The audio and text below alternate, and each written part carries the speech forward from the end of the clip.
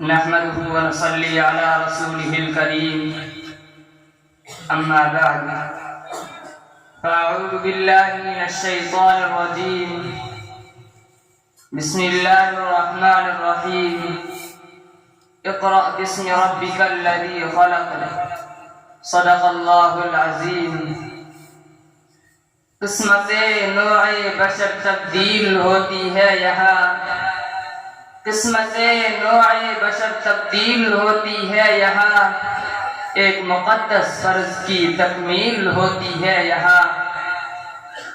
آج کی اس بارونق محفل میں تشریف فرما معزز و مکرم مہمانان اعزاز اساتذہ اکرام اور میرے ہم سفر ساتھیوں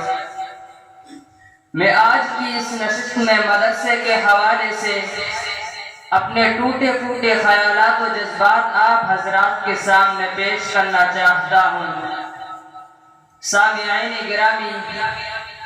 لوگوں کا عام خیال یہ ہے کہ مدرسہ ایک چار دیواری کا نام ہے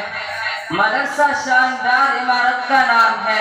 مدرسہ پرشکو ہاسٹل کا نام ہے مدرسہ پرکشش درسگاہوں کا نام ہے اسی لیے وہ سمجھتے ہیں کہ اگر مدرسے کی عمارت کو گرا دیا جائے تو مدرسہ ختم ہو جائے گا لیکن میں اس خیال کی پرزور تردید کرتا ہوں کہ مدرسہ فلک بوس عمارت کا نام نہیں مدرسہ مزین و مقیش کمروں کا نام نہیں اگر ایسا ہوتا تو آج ہم اس ماں کی گود کو اولین مکتب و مدرسہ نہ کہہ سکتے جہاں بچہ شعور کی آنکھیں کھولتا ہے اور زندگی کے ابتدائی آداب سیکھتا ہے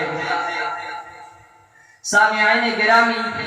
اگر ایسا ہوتا تو آج ہم اس سادے سے چبوترے کو مدرسہ نہ کہہ سکتے جہاں بیٹھ کر تعلیم حاصل کرنے والوں کو اصحاب صفہ کے نام سے یاد کیا جاتا ہے اگر ایسا ہوتا تو دیوبند میں واقع انار کے اس درخت کے سائے کو مدرسہ نہ کہہ سکتے جہاں بیٹھ کر محمود نامی استاد نے محمود نامی شاگرد کو تعلیم دے کر ہزاروں مدرسوں کی بنیاد رکھی تو پھر آپ مجھ سے پوچھ سکتے ہیں کہ اگر ان چیزوں کا نام مدرسہ نہیں تو مدرسہ کیا ہے تو میں عرض کر رہا ہوں کہ مدرسہ وہ ہے جہاں انسان کو انسان بننے کی تعلیم دی جاتی ہے جہاں انسان کو زندگی گزارنے کا ڈھنگ سکھایا جاتا ہے جہاں اسے اعلیٰ اخلاق اور آداب سکھائے جاتے ہیں یہ مقاصد اگر ماں کی گود میں حاصل ہو تو مدرسہ ہے خس و خاشاک سے بنے ہوئے جھونپڑے میں حاصل ہو تو مدرسہ ہے صحرا کے سناٹے میں حاصل ہو تو مدرسہ ہے شہر کے ہنگاموں میں حاصل ہو تو مدرسہ ہے اور اگر یہ مقاصد ان شاندار عمارتوں میں حاصل نہ ہو تو مدرسہ نہیں ہے دھوکہ ہے فریب ہے ریاکاری ہے جھوٹ کی نمائش ہے للہ حقائق کو نہ جھٹلائیے گا سمجھنے کی کوشش کیجیے گا آج ہماری یونیورسٹیوں کی عمارتیں میلوں میں پھیلی ہوئی ہے وسیع علم اسکول اور کالج ہر آسائش سے مہیا کی گئی ہے ہر سہولت کی گئی ہے لیکن آج ہماری یونیورسٹیوں کالجوں اور مکاتب کی کوکھ بانچ ہو گئی ہے وہاں سے زمانے کا رخ بدلنے والے افراد اس سچ کو ادا کرنے والے محققین انسانیت کا درد رکھنے والے لیڈر دین کی طرف رکھنے والے انسان اور اخلاق کا رنگ بلند کرنے والے افراد پیدا نہیں ہو رہے ہیں سامعین گرامی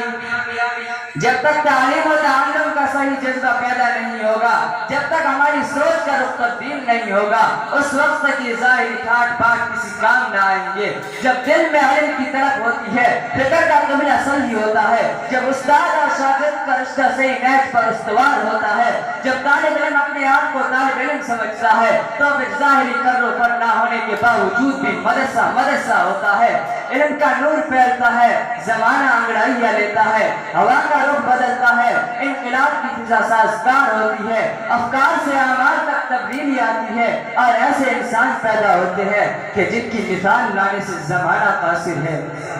اب میں آخر میں یہ کہہ کر اپنی جگہ لیتا ہوں